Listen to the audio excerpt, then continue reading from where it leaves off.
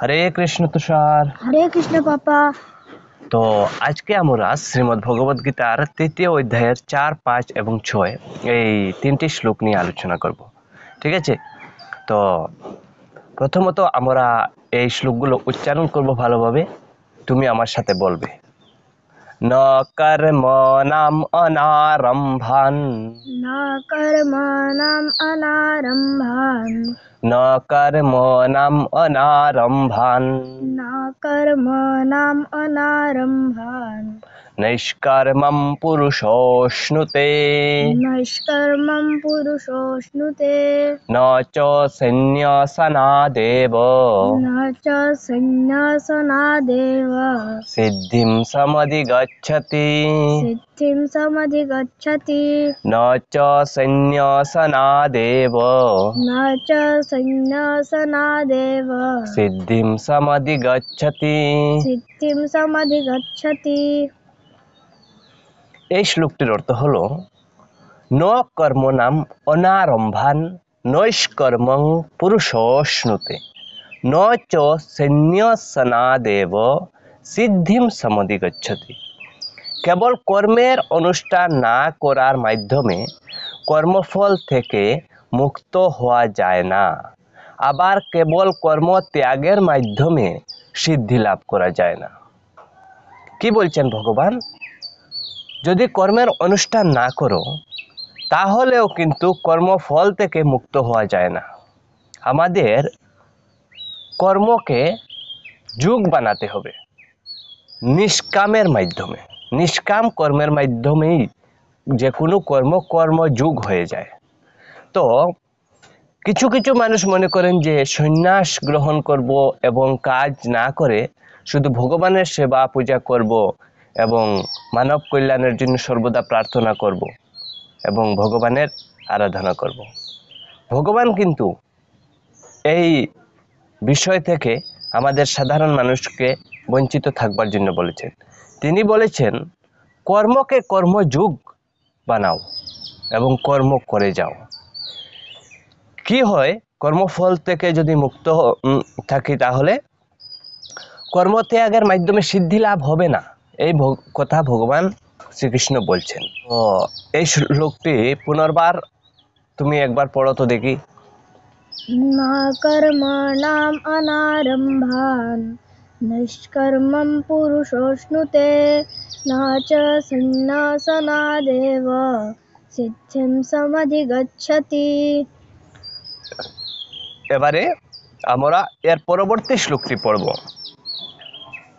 ন হি কশ্চিৎ ক্ষণমপি, ন হি কশ্চিৎ ক্ষণমপি, ন হি কশ্চিৎ ক্ষণমপি, ন হি কশ্চিৎ ক্ষণমপি জাতু তিষ্ঠত্য কর্মকৃৎ, জাতু তিষ্ঠত্য কর্মকৃৎ, কার্যতে হ্যবশঃ কর্ম, কার্যতে হ্যবশঃ কর্ম, সর্বঃ প্রকৃতির্জৈর্গুণৈঃ, সর্বঃ প্রকৃতির্জৈর্গুণৈঃ, কার্যতে হ্যবশঃ কর্ম, কার্যতে হ্যবশঃ কর্ম, সর্বঃ প্রকৃতির্জৈর্গুণৈঃ।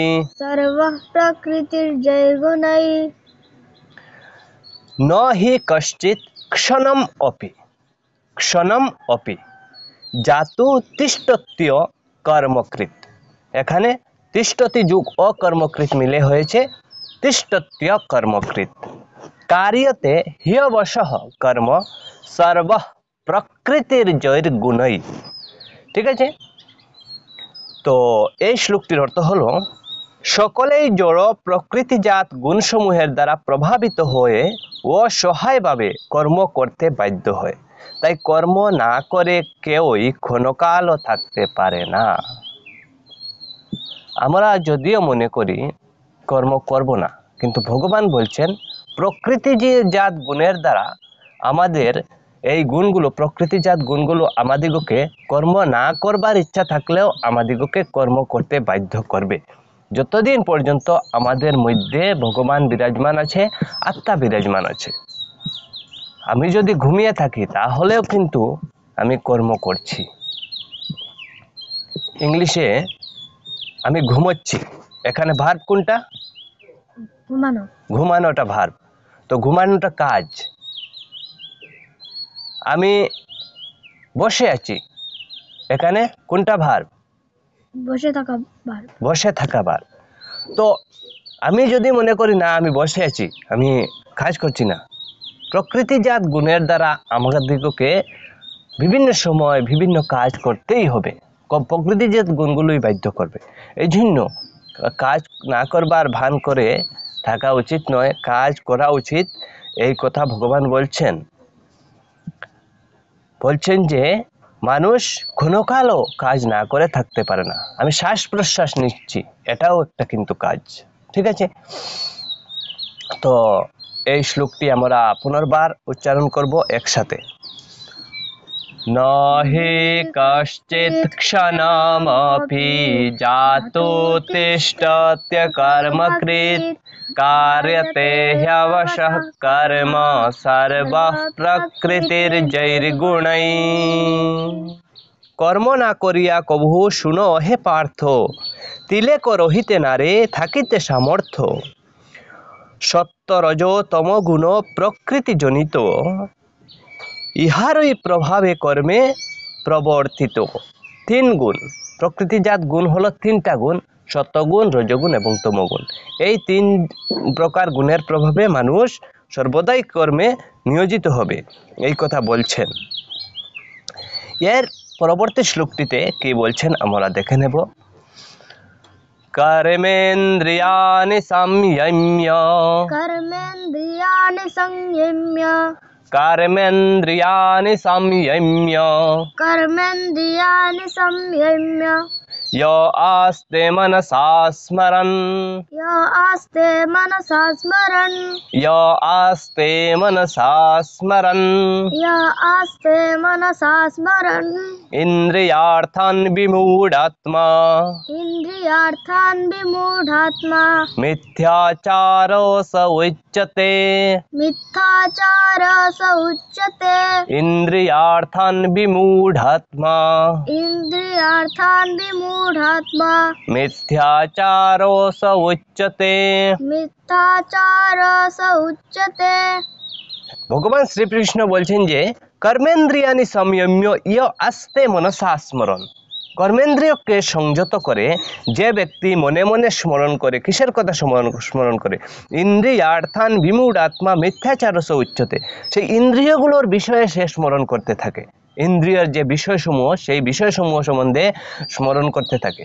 তো দ্বিতীয় অধ্যায়ে আমরা পেয়েছিলাম ভগবান বলেছেন যে কোনো একটা জিনিস করা উচিত নয়, কিন্তু তুমি করছো না, ঠিক আছে সেই জিনিসটা, কিন্তু সেই জিনিসের বিষয়ে তোমাকে চিন্তা করাও তোমার ঠিক নয়।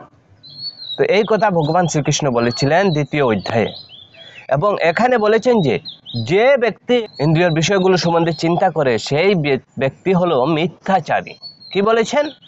মিথ্যাচারী। তৃতীয় অধ্যায়ের 6 নং শ্লোকে ভগবান শ্রীকৃষ্ণ বলেছেন যে কোনো ব্যক্তি যদি কোনো কর্ম করা খারাপ, কর্মটা করা খারাপ, সে কর্ম করছে না, কিন্তু সেই বিষয়সমূহ সম্বন্ধেও যদি সে চিন্তা করে, তাকে বলা হয় মিথ্যাচারী।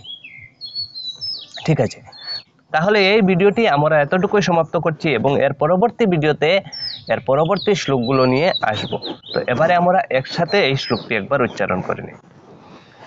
कर्मेन्द्रियाणि संयम्य य आस्ते मनसा स्मरन् इन्द्रियार्थान् विमूढात्मा मिथ्याचारः स उच्यते।